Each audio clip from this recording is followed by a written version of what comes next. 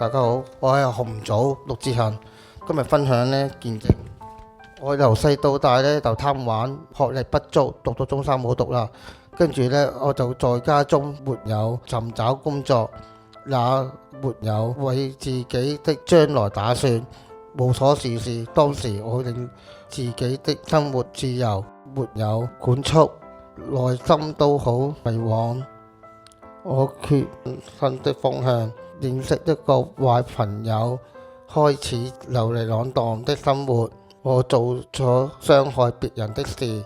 後來我認識咗個朋友，佢叫我不放棄，叫我返簽密浸信會，也告訴我教會幫助我尋找新的方向，也的鼓勵時時聽牧師講道。我半信半疑參加教會崇拜，聽到牧師講道，我有深刻感動的印象。後來這個朋友叫我參加經歷神靈會，經歷神靈會有傳道人講道。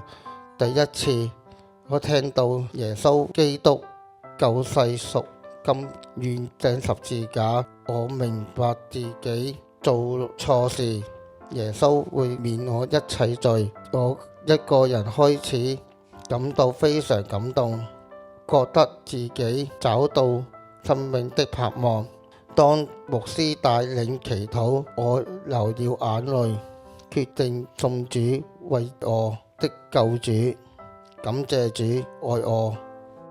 記得訂閱簽密見證頻道，撳埋個鐘仔，同埋幫手分享、點讚，等更多人認識神。